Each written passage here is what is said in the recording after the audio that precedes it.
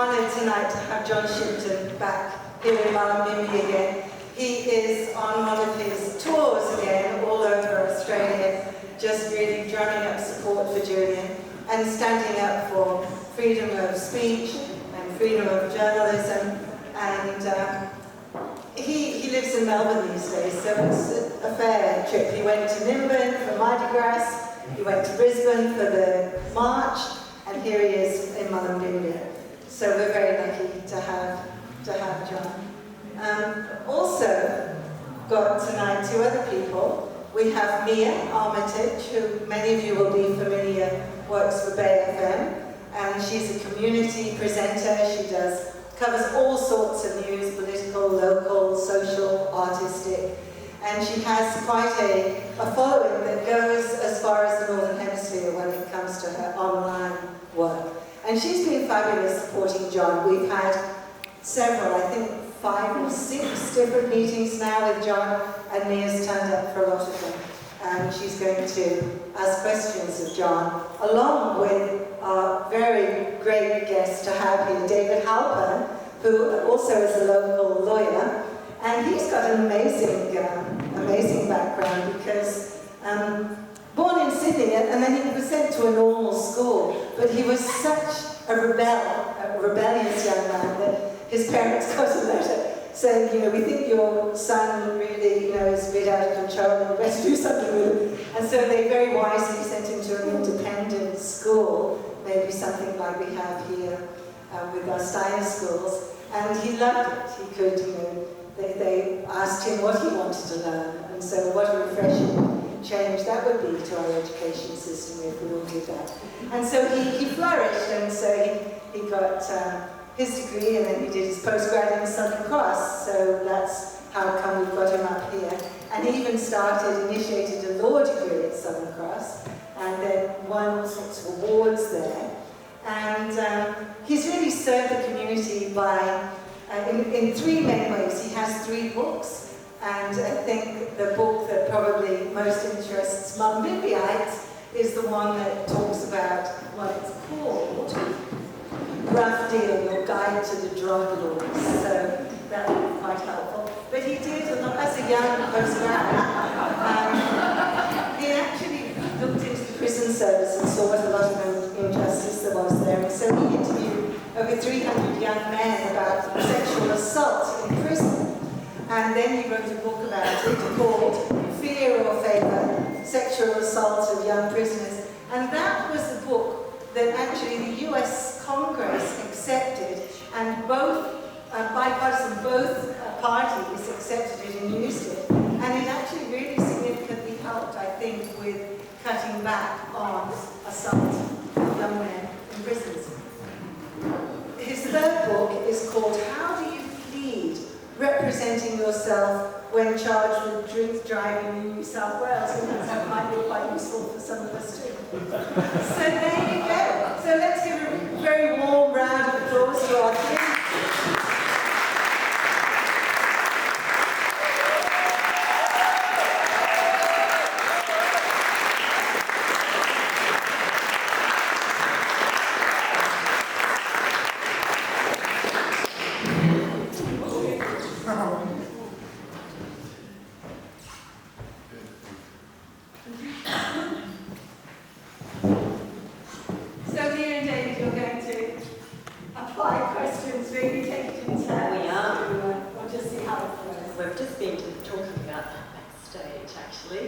But firstly, thanks so much to everyone for making it out in the rain. And I know there are a lot of events happening in the Shire tonight, so thank you for coming to ours.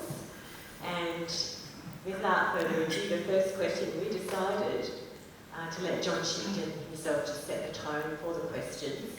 John Shipton, at this point in time, as we await the decision from the UK High Court on whether or not to uphold the appeal of your son's lawyers, what is it that you would most like Julian Assange supporters to know? How to operate the mic. Turn the mic, turn it up. Turn it up. Without standing. Us old farts can't hear. And then press the button to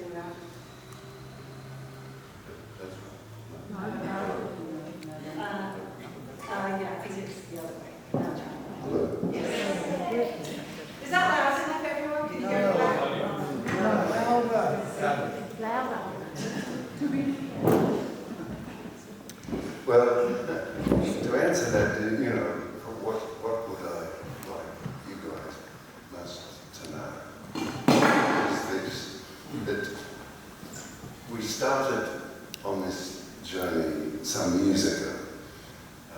I went to Peter Wilson's office. He's a Green. He's a Green in Tasmania. And there was his assistant Emma sitting there. That was 2016. That was the totality of our support in Parliament. A couple of months ago, 84 parliamentarians voted for a motion to the United States to bring Julian home, drop the charges, and the Prime Minister, for the fourth time, said that this is, as he usually do, I started to call him Nuff, but he said enough's enough, and that Julian be brought home.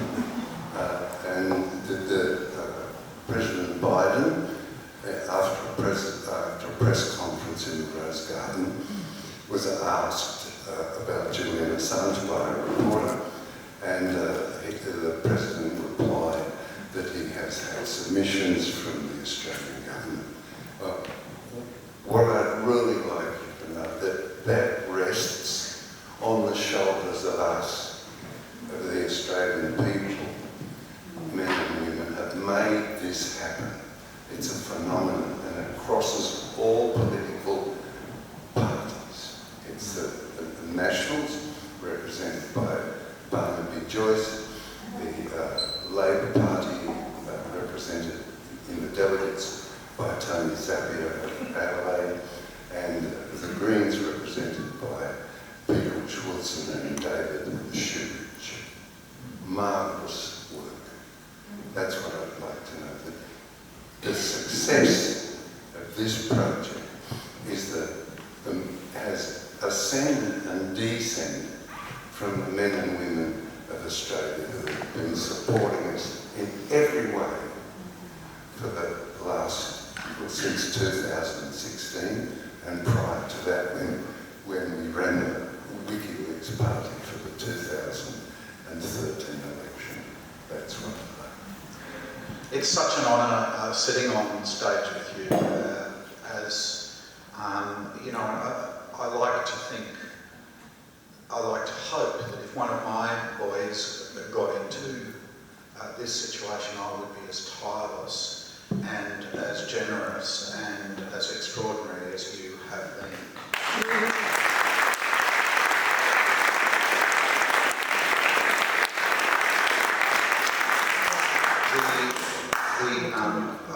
As a lawyer, I tend to look through the lens of this situation with the legal ins and outs. But do you think this is really a legal case, or do you think this is a political case?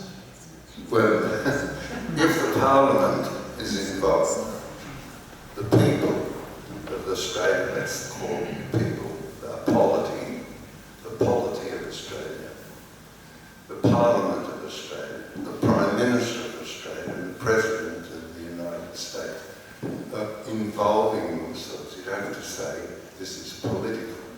Then you would trace the distortions of due process, the conflicting positions of the Crown Prosecuting Service. We have the documents, or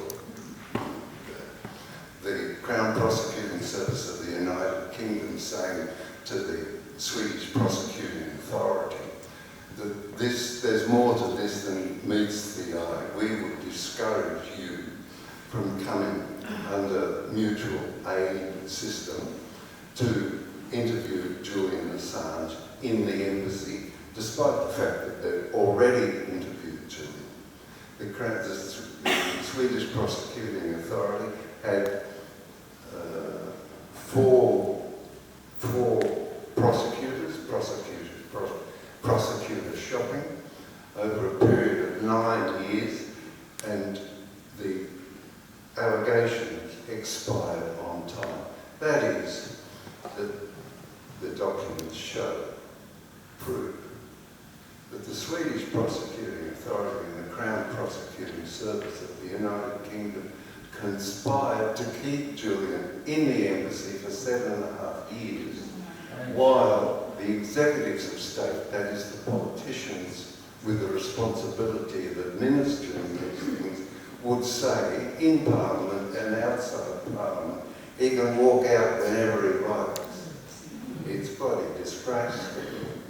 And that has given a particular sort of frisson, a particular sort of energy to the fight that the Australian people have mounted in the face of a gross injustice and the seeking of justice. It's really the most natural thing, you know, when I must have done a few thousand of these now, and the constant in Australia is the hunger to see a bit of justice about the place and the distaste of injustice. It's very special in us. John Shipton, given you've just explained to us, you see it as a political case rather than a legal case, and given I have heard you speak about a difference, a significant difference in terms of where the case is coming from, where the pressure comes from between the US Justice Department and the politicians leading the United States. Given you see that difference between the US Justice Department, the powers of them, and the powers of the politicians there, where do you see the balance now that, in terms of pressure on Joe Biden? Well, Julian is a citizen of Australia. Once the state, and David can spin this out for the interior detail, I can deliver myself to the generality. But once a state takes up a case for a citizen with another state, then the matter becomes how would you describe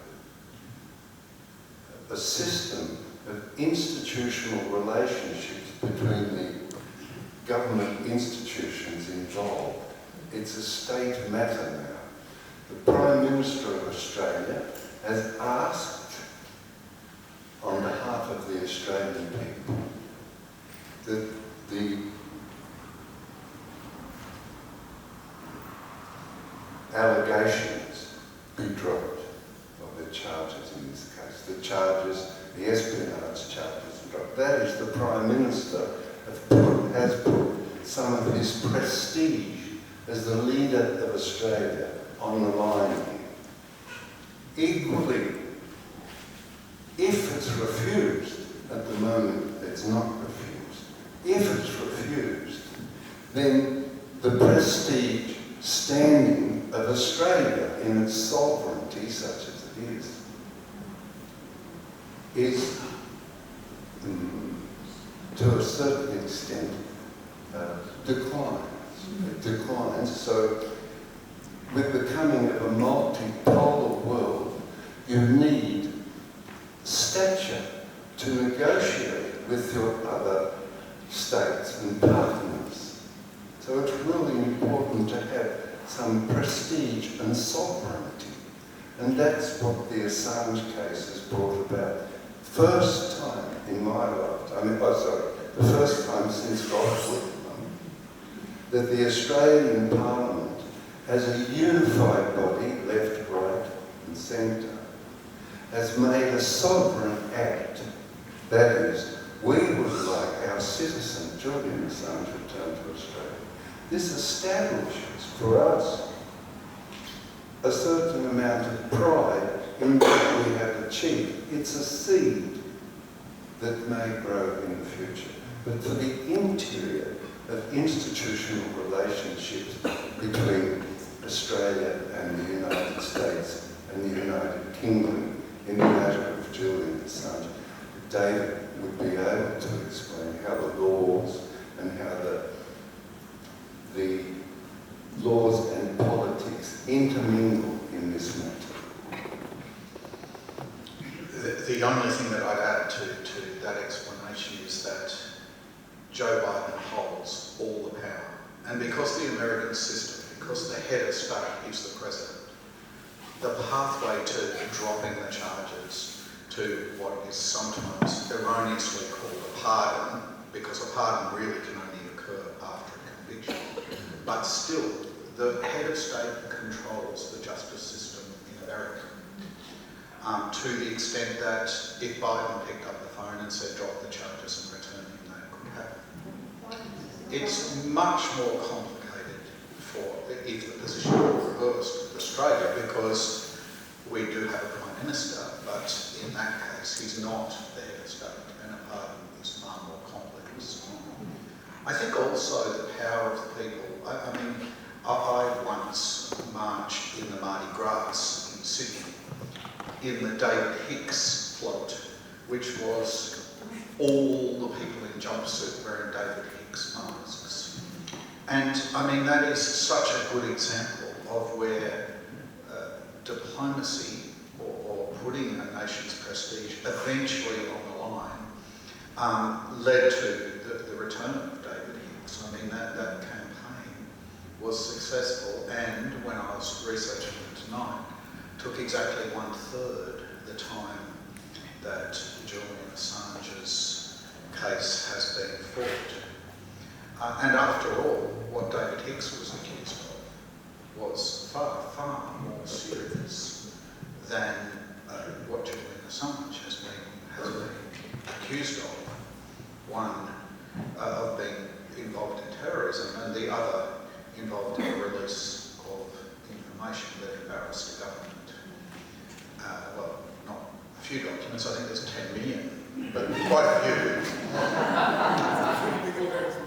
So, yes, I can only agree with everything that John said and say that the legalities of this are pretty simple when you've got the head of state having all the power and could just do it.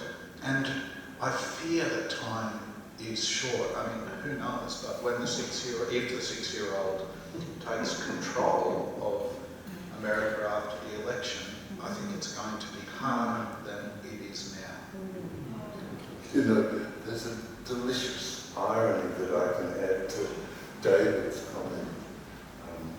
So, Stephen Kenny, David Hicks's lawyer, used the Guantanamo Bay files, which Julian published, in order to bring about the release of David.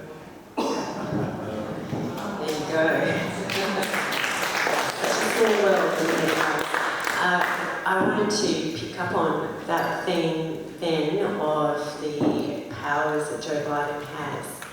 I understand that his decision as to whether or not he will drop the charges against Julian Assange are complicated by a precedent that may then be set. David Hoppen has referred to a 6-year-old. I think we all understand you were referring to Donald Trump. Yes. So, from what I've heard, should Joe Biden intervene in this matter, it may then become a precedent for someone like Donald Trump getting into office and using those same powers to intervene in his own legal matters over there. I understand that's quite a frightening prospect for many. Is this theory something that you have heard and also believe in, John Shipton, and if so, how does that leave you feeling in terms of the prospects for Julian Assange, your son? Well, every candidate for election to the President of the United States in the 2024 election, I think in November 4th, except Biden, excepting the two leading contenders, but Robert Kennedy Jr., Jill Stein, Cornel West have all said that their principal policy is to free Julian. As to what Mr. Trump does or doesn't do, he's so eccentric, it's hard to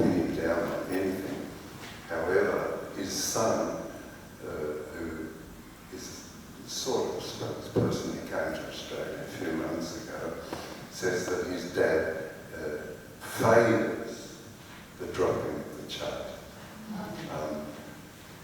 Whether you can take any faith in that at all, because Mr. Trump, when he was president, would say one thing in the morning and the opposite in the afternoon.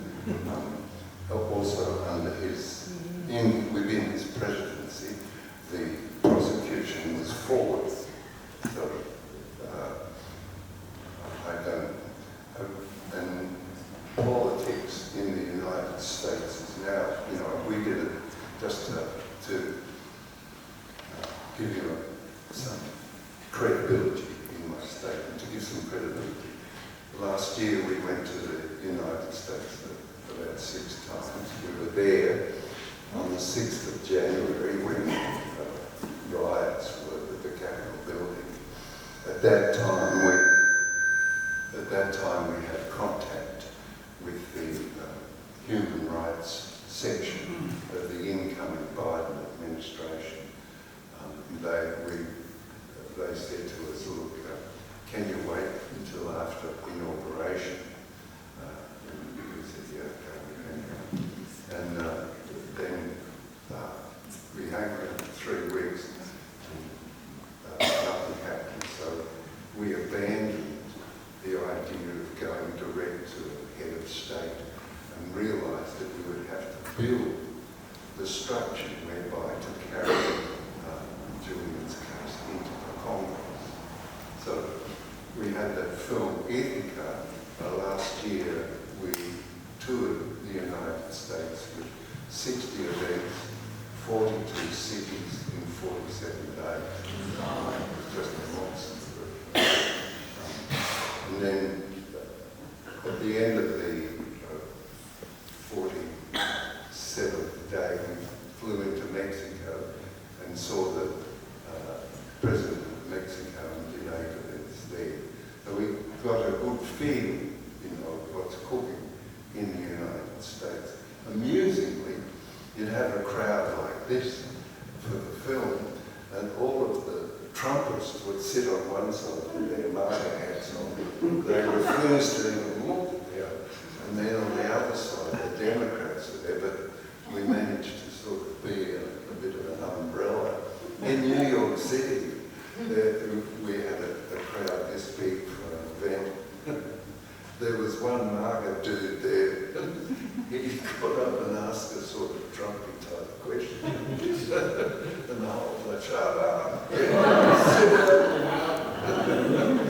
So it's pretty, I say it in an amusing way, but it's pretty fractious over there.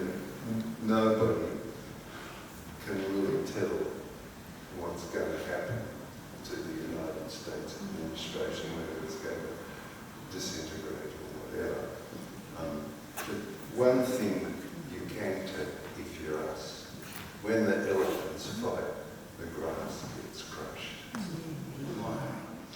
So I did want to ask you just a couple of personal questions, I guess. The first one is, some people may not know that Julian has a relationship to this area. I mean, the Centre of the universe is the Far North Coast, and that's so for Julian as well. And could you just fill us in about that? And secondly, have you spoken recently to Julian or got a message from him, and how is he is sort of up and down, and as things get more tense, he becomes anxious. And as we move closer to the 20th of May, his anxiety level climbs, because in Julian's persecution, there's no end date. No, it's just endless. It just rolls on. Interminable court cases. Declan Hayes wrote an article in Strategic Culture the other day which estimated that on the Assange case, the supporters and us spent $100 million. I mean, that's just extraordinary. Julian gets a 10-minute phone call as long as his account's in credit.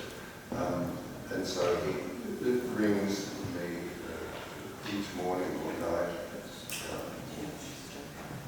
Most, I'm saying, most mornings or night for 10 minutes. It sort of gets a bit funny because he likes a bit of gossip. He went to school in Nimba, and I went to his school where he went to just a one building school. When he was there, there were 20 students, and he'd done his legal researcher had done some research for him, and there's only 6 students now at the school. So I went out and had a look. There's a big banner outside, students want to enroll now quick. They're trying to preserve the school. It's a primary school. The second, I think I answered David's questions, in 2 parts. I'd just like to add this, which I think is really important. I made the point that it sits upon our shoulders, the ascending and descending of the Assange campaign into Parliament. It is us, okay? The second point I'd like to make is that John Pilger died the other day, and there's no mention of him. He made 60 films, 20-odd books, and dozens of essays. He unflinchingly, for a period of 60 years, delivered his moral stature, talent to write, and capacity to work to every sort of justice and injustice around the world.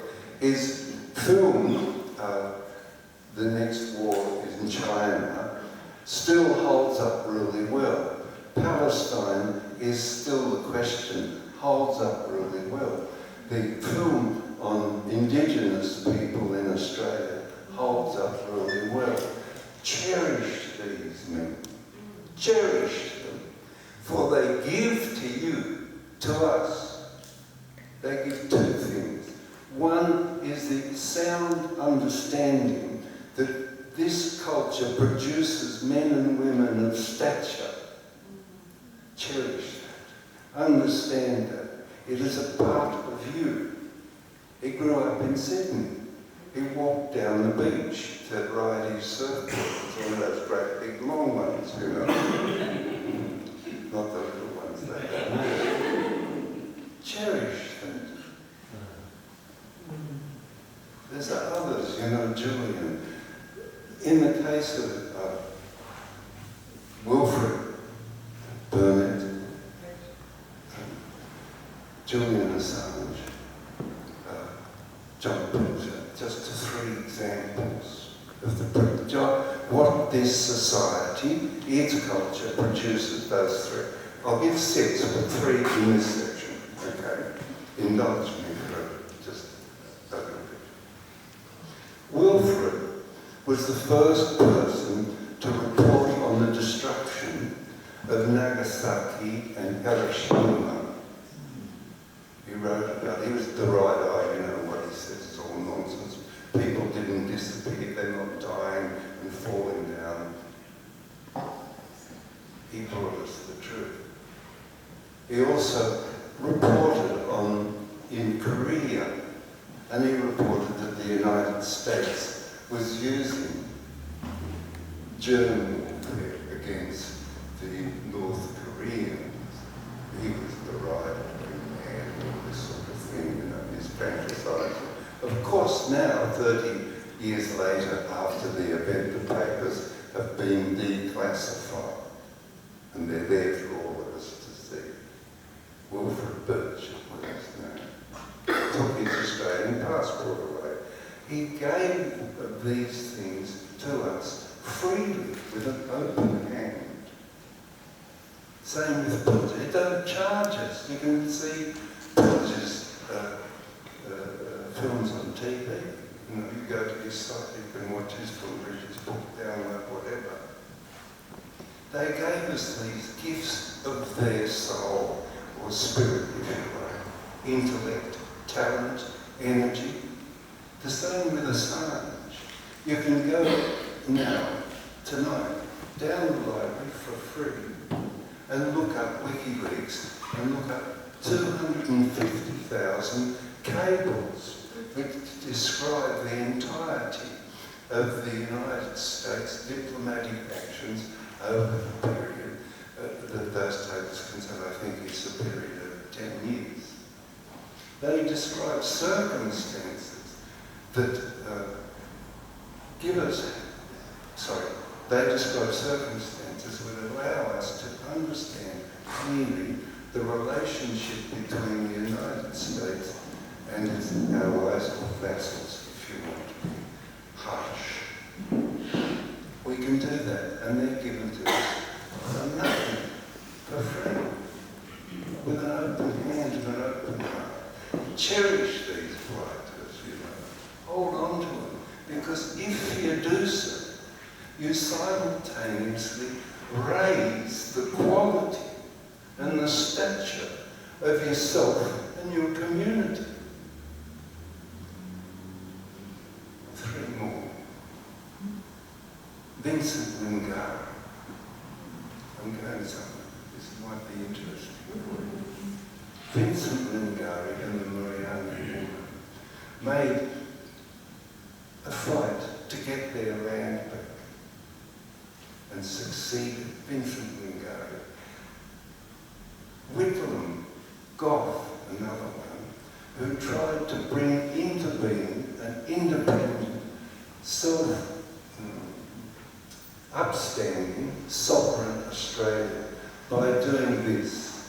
He introduced subsidy for film, and consequently we have a thriving film industry. He introduced subsidy for writers, and writers consequently thrive. And painters, by understanding clearly, the essence that the spirit of a culture is enhanced and revealed in the artistic output of its citizens. And so you have a recursive formation. What you do, realise what you are, you improve or whatever, you know, or emulate with pride. That's what Whitlam did. And finally, let's say Leonid, who's a contemporary, or let's say Elizabeth Joly. Elizabeth Joly was a Western Australian writer. I liked her writing very much. Somebody went up to her and said, "What do you reckon, Elizabeth, of the 10 great inventions of the 20th century?"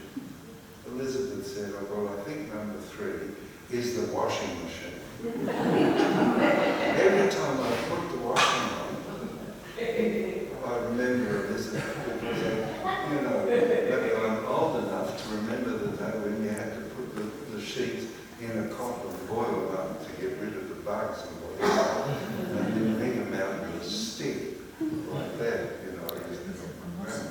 Bit loud, John. Bit louder. Oh, yeah, I used to help my grandma do that, you know, to wash the sheets. So the point I'm getting to is that all of these men, Vincent Lingard, his house had no floor. He was the man of the dirt.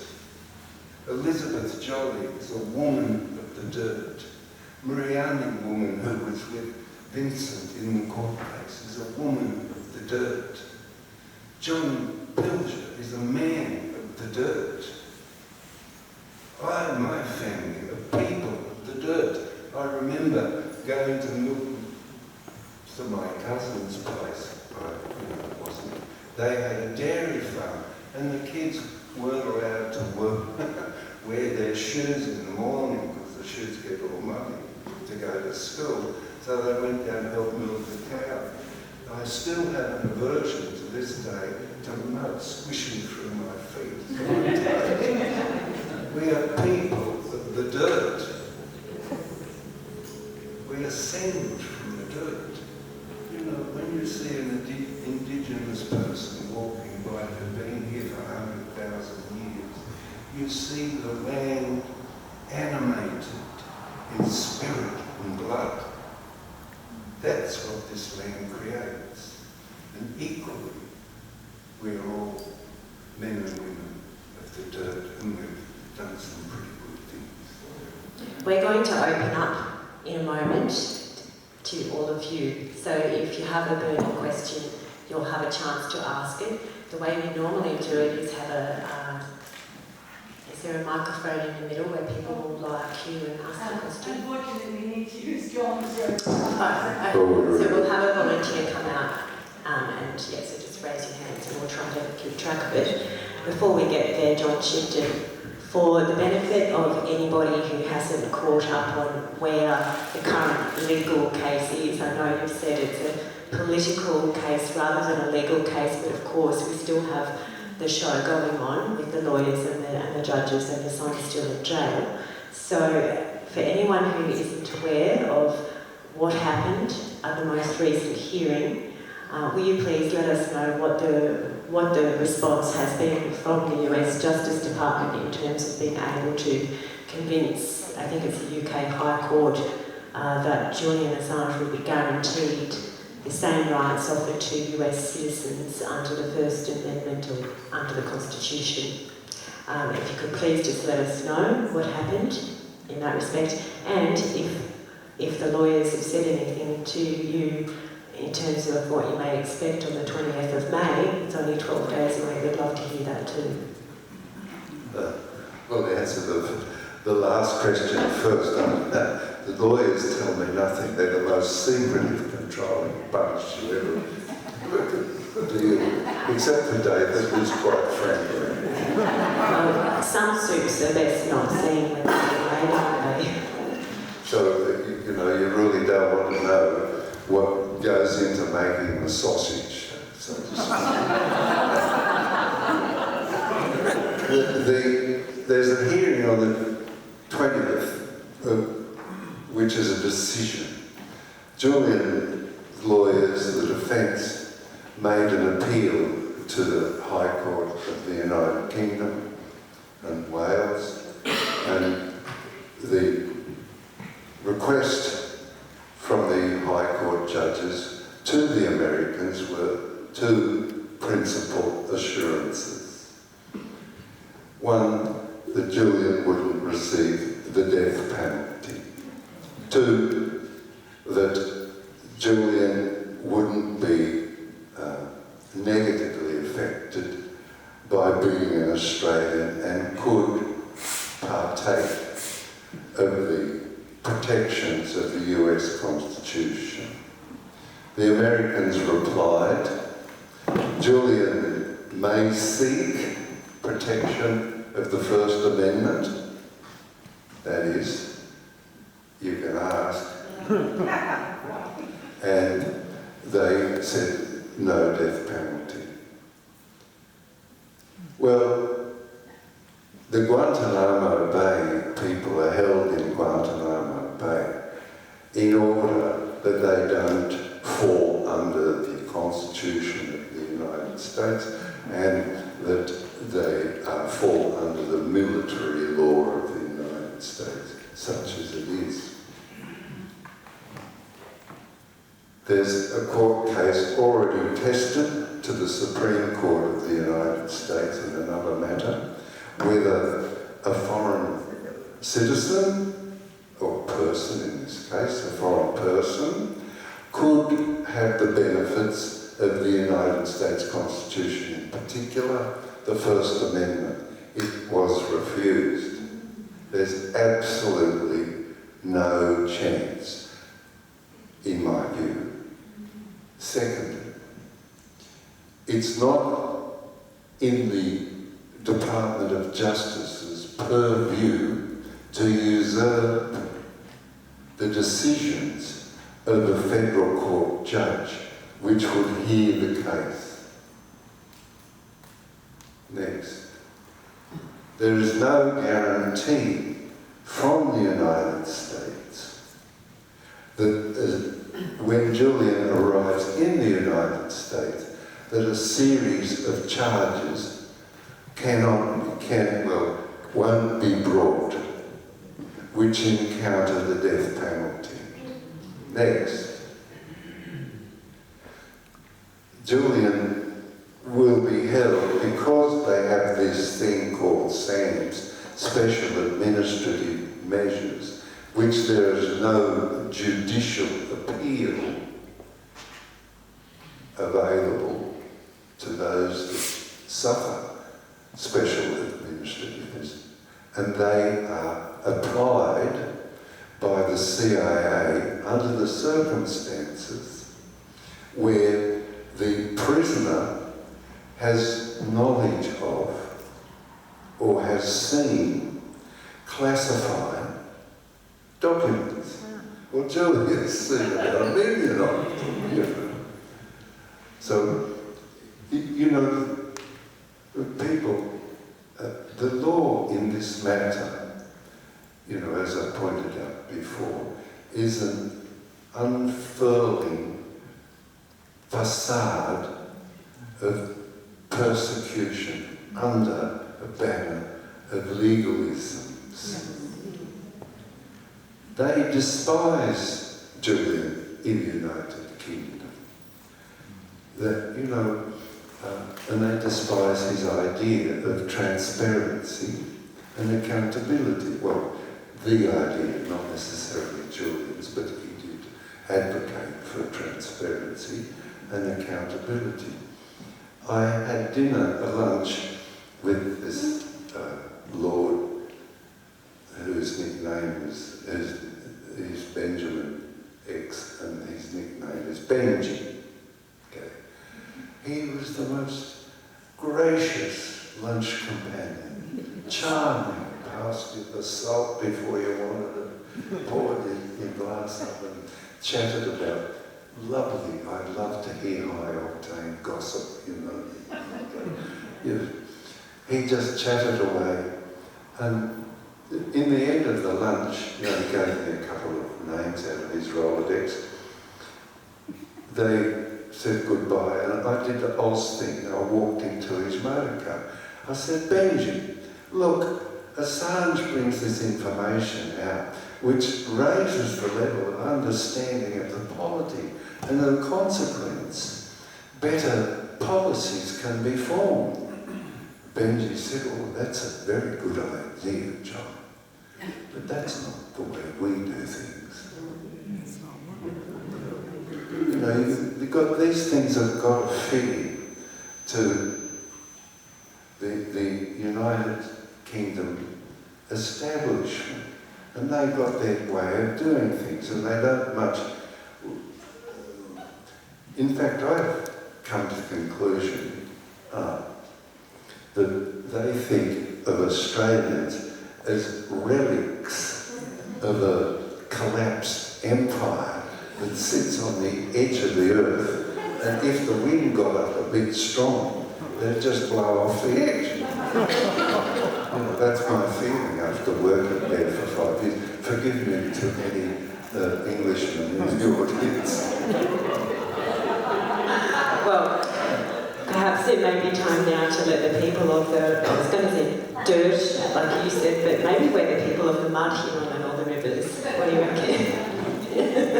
Do we have anyone, a person from the mud, who'd like to come up and ask a question? John Shipton, yes, the gentleman over here, burning question.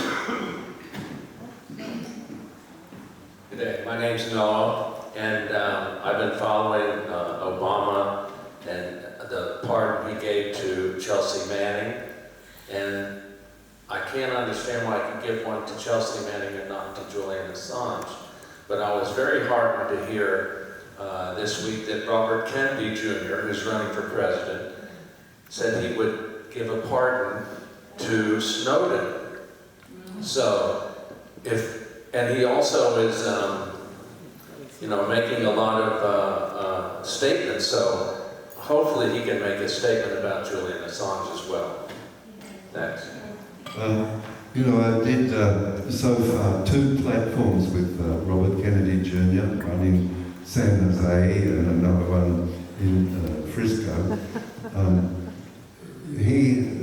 And that's over a period of like 2 years starting, the first one back, he has always taken the position in his podcasts and on platforms that he would, the first thing, God willing, if he gets the job, I think he uses the word providence. If providence favours, and I am elected President of the United States, and then my first job will be the pardoning of Julian Assange.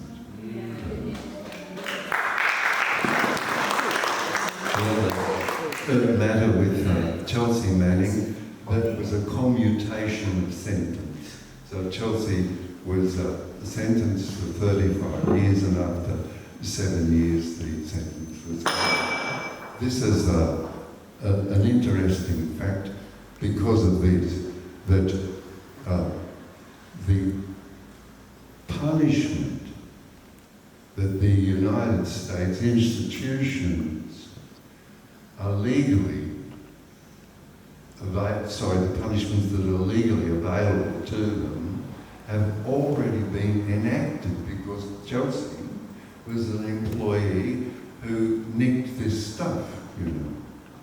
Not Julian. She gave it to Julian. Chelsea gave it to Julian.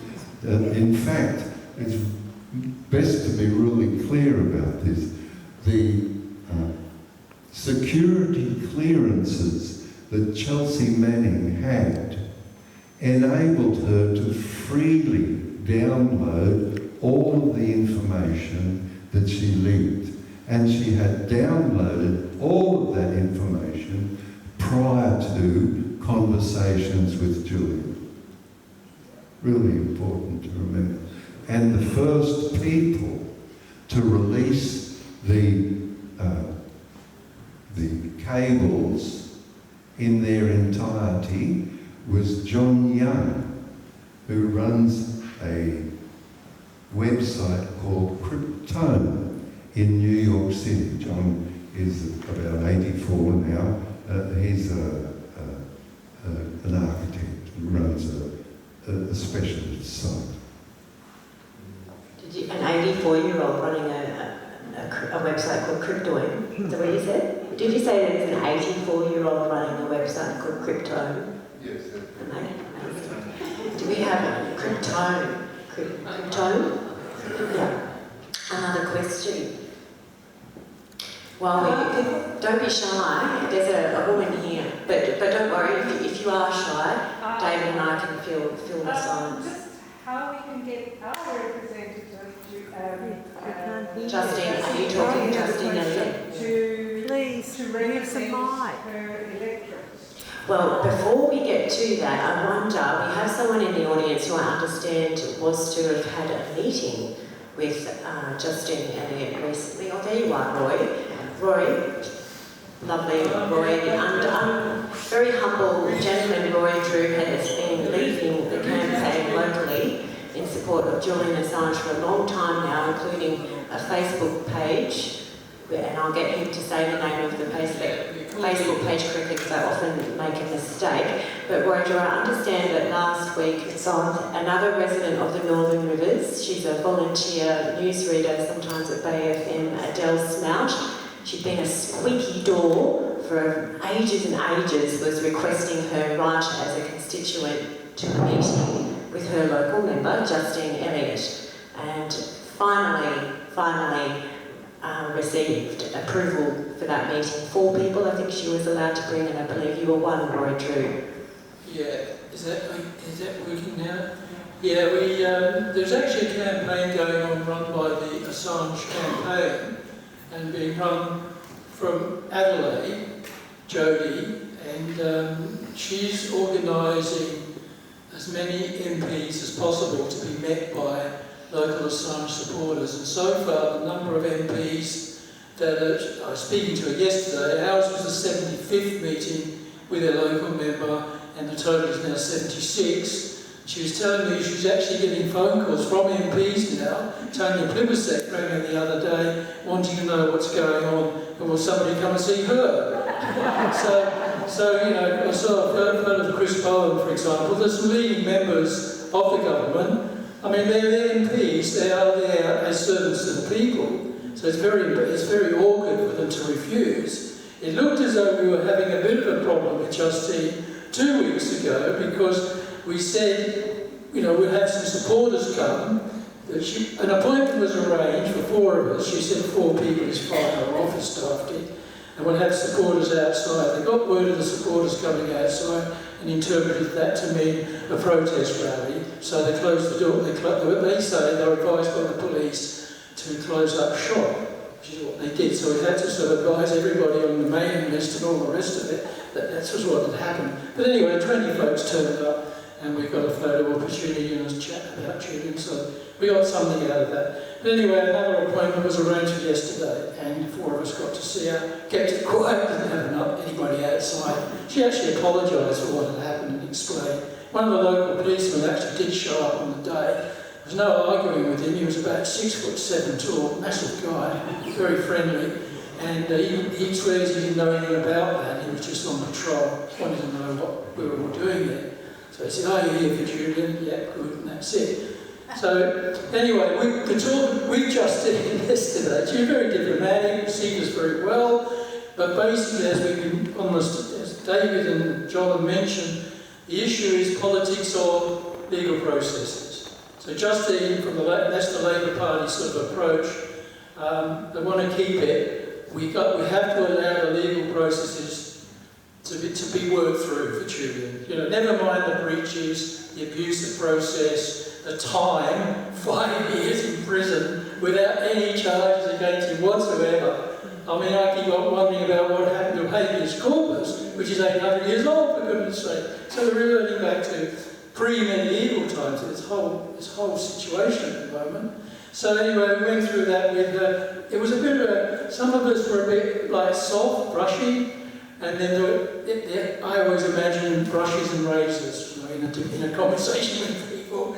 And so there was, I was kind of middle, I suppose. I was talking about, first we went through the Hicks and Jane Lai and James Ricketson and Kylie Gilbert, other people that have been brought back to Australia through the efforts of government. And that's why we're asking, why isn't that going on with Julian Assange? America gets everything. They're getting $360 billion money for submarines. They get land for bases. They get troops stationed here. All of that, we buy our Boeing planes, we buy fighter planes, all of that. Everything, one-way traffic. All we're saying is we want our citizen back. What's so difficult about that? So we put those questions to her, but then another member of the party, he was the raiser. He went in and said, "Listen, I don't accept enough is enough from the Prime Minister or anybody else. The thing shouldn't have been, it shouldn't have happened in the first place." And that was his line, and that's the way he went. So they ended up agreeing to disagree. So it was like a multi-pronged discussion with her. And anyway, she volunteered. She gave us more time than she said originally. She'd come outside, we'd have a photograph taken, so she did all of that. But I think it was a worthwhile exercise, and hopefully it encourage others in other parts of the country to take up and join that campaign. So, just to say, the other people that I went with, I never met before, and they've been inspired by the Trust Fall film that's now showing in the area and around the country, in Britain, and they're trying to get it to be shown in America. So that's worth following up. It's on. That's one of the events tonight, Mia. The film is on in the Palace Cinema. It has been for 5 or 6 weeks now. Full house every night. So if you haven't seen it, grab it while it's on. Okay. Roy, before you get rid of the microphone, will you please let everybody know the names of the 2 Facebook groups or pages that are involved in that story as yours, and also the woman in Adelaide running the other Facebook campaign for people to meet? She's Adelaide for Assange. Adelaide for Assange? If you just search Adelaide for Assange. That's her group, I'd say. And ours is Northern Rivers, New South Wales for Assange. And I've also got a page, Mullumbimby, for Assange as well, which has got more people who've signed up to that than actually for the Northern Rivers one. Now somebody set up one in Lismore as well. So, but if you just search Assange, whatever district you're interested in, it comes up on Facebook. Okay, and so the one And Twitter as well. So the one with the instructions for how to organise an appointment with your local member, that's the Adelaide Yeah. for Assange. Meet your MP. Meet your MP. I've titled it. Fantastic. But and before we go to the next question, I thought we'd get a response from you, John Shipton, on that campaign. You must be aware of the campaign organised down in Adelaide that helps interested people organise an appointment with their local federal member. How does it feel to hear a story about one of those meetings? Did you say 77 have happened so far? 76. Good to have a former magistrate. So there's 3,000 Australians who have entered Meet Your MP. One of the MPs rang up and said, look, 50 people want to meet me, but I'm only going to meet 4 at a time.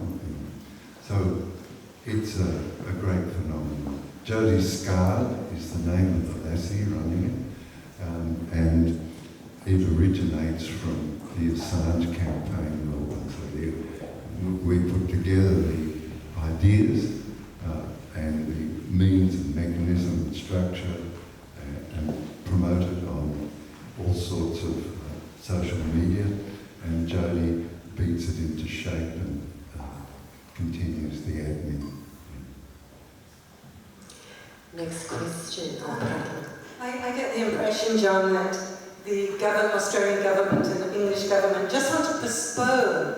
They're like, they don't want to make, do you get that feeling? They're just continually postponing as much as they possibly can? Yeah, I think probably you're correct. It suits, you know, if you're a publisher or a journalist, well, if you want to control publishers, journalists, and the conversation that we have with each other, well, you select a couple of journalists and you hang them up by their fingernails, make their life hell, and ruin their families, bankrupt them and chase them around the world. Well, that's what they've done to Julian. It quite suits them. Julian, somebody mentioned that it's quite medieval. Julian is actually held incommunicado. He's not allowed to speak to anybody except what you call verified relatives or friends. Occasionally, like Tucker Carlson went and visited Julian in the embassy, but Tucker, if the English had have refused, Tucker, with his interview with Vladimir Putin, got 1 billion views. So nobody in the English administration or establishment wants Tucker to come out and say, oh, look, these people are hopeless. They wouldn't even let me visit Julian, so they let him in. Who else has been? Wilkie's been to see Julian, and the Andrew Wilkie MP, independent MP. Roger Waters went and saw Julian. Roger Waters, such a charming man, you know. Who else? Pamela went in, and there's visiting time, and there's 80 men being locked up for years. Pamela walks in and everything just, it's like everybody's trying to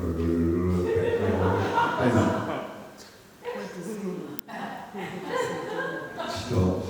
Just Another question? I spoke with you last night, John, in Brisbane, and we spoke about the difference between hope and faith. I started off with whether or not you lose or gain more hope when you hear things like we're considering it from Biden. And now my question is more around, you know, I've spoken with David McBride before around this as he's about to, see where he's going with what he's doing. And we've had conversations where we say, you know, what is winning at the end of the day, because if David does go into prison for life, this is for an example, I know we're here for Julian, but I just love the people coming together, and I think that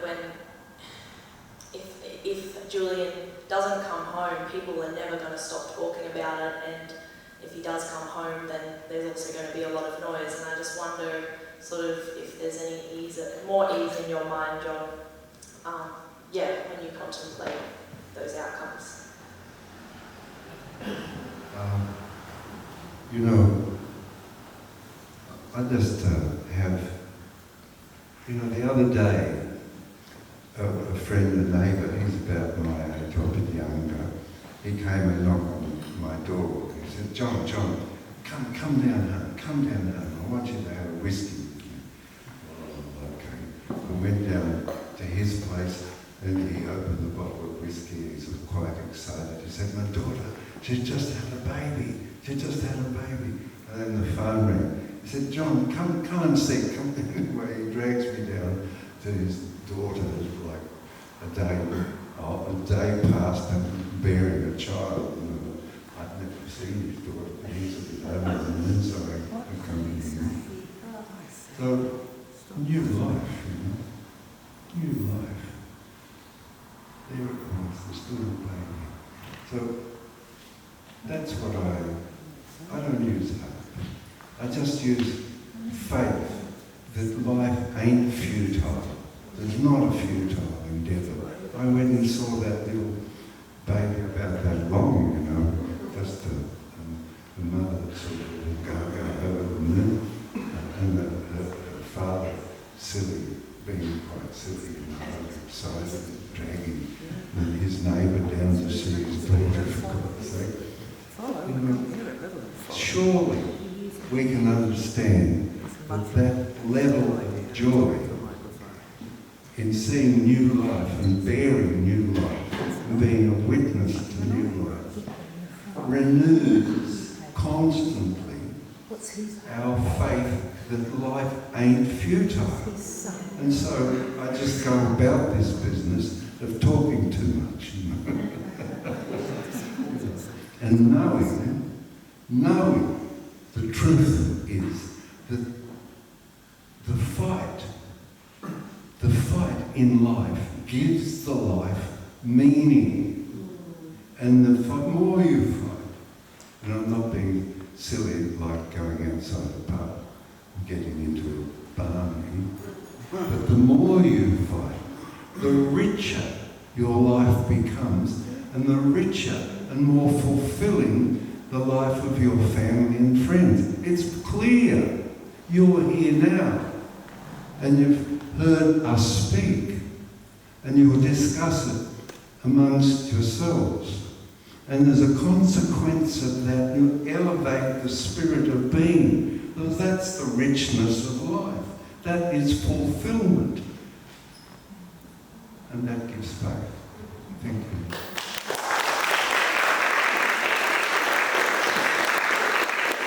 We have a question at the back. There was also a question at the front though, so we might have the one at the front first and then go to the back, and then Fatima, you can give us an idea of how we're going for time. 8:20. Oh, so we better make these two the last questions. Up the front first, sorry. Thank you. Yeah. I think I told you earlier, John, that I've been following Julian's story since he first went into the embassy in London. And for me, I've always felt like he's a barometer of how corrupt governments can be. And he shone a light on their corruptness. But my question tonight is, if and when he's released, what will he do? Would he even want to come back to Australia after we've just been fiddling around, not really helping him very much? what are his options? Where would he go? And if he came here, can Stella come? Can kids come? Would he even want to come here? I guess that's what my question is. Would he want to come back here after we haven't helped much? Well, you know, getting out of that jail would be pretty good. Yeah. Where you go after that may not be within Julian's powers to decide. Okay. They may be required to come to Australia, or because he's a citizen of Australia, and 13 or 14 years ago, the United Kingdom said that your, what do you call it, when your permission to reside in the United Kingdom has expired and you've got to go. His wife, Stella, and the two kids are British citizens. Stella, I think, is a Swedish and Spanish citizen, and she's applied for a British citizenship. But I think they would like to live in Spain. A friend went and saw Julian in jail and said, well, you know, when you're out, what do you want? What would you like? And we can see if we can get it for you. And he said, a small farm. So it is the joy of getting Julian out of that persecution that he's had for 15 years. I don't care where Mullumbimby Desert, fine. Get a walk about it, terrific. Up the back, we had a question too.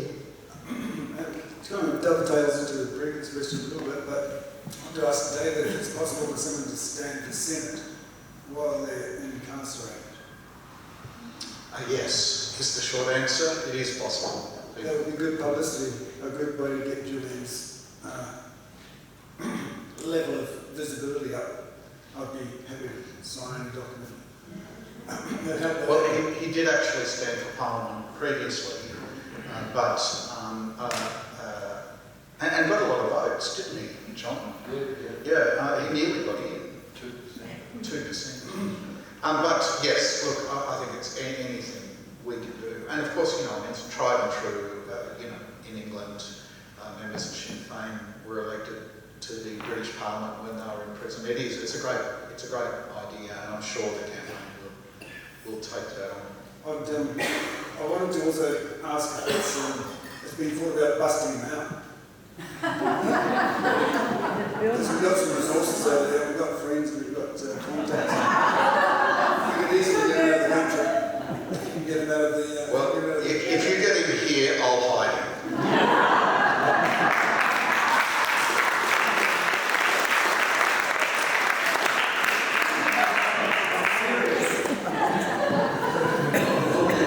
Can I make one request? Because we are in Mullumbimby, and I'd just like to have 30 seconds where all of us focus on seeing Julian out.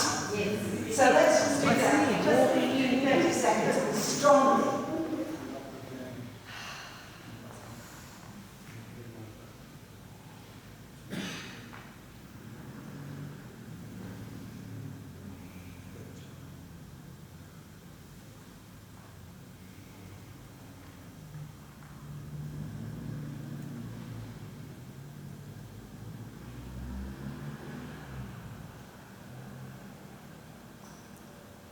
Thank you, everyone.